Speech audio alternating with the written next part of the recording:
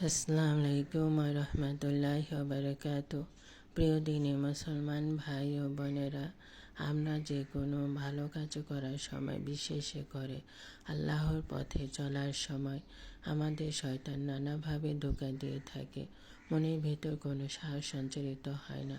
তখন এই আমলটি করবেন। আল্লাহ তাআলা একটি আমল হযরত মুসা আলাইহিস সালামের উপর নাজিল করেছেন, যার মাধ্যমে মুসা আলাইহিস সালাম যে কোনো কাজ করার সময় অনেক মনের ভিতর একটা সাহস সঞ্চারিত হতো। তাই প্রতি 5 ওয়াক্ত নামাজের সময় বা যে কোনো সময় এই আমলটি করতে পারেন। এই আমলটি করলে আপনি যে কোনো ভালো কাজের সময়, বিশেষ করে আল্লাহর পথে চলার সময় আপনার মনের ভিতর সাহস সঞ্চারিত হবে।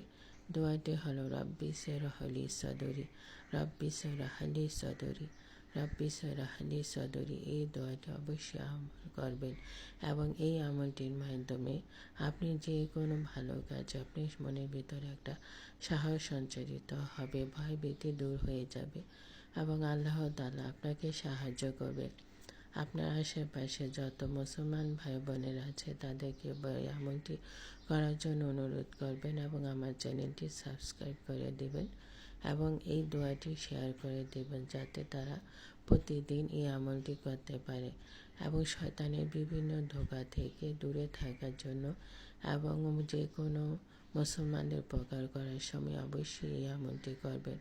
মনের সাহস ও বাড়ানোর জন্য এই আমলটি অবশ্যই সবসময় করবেন।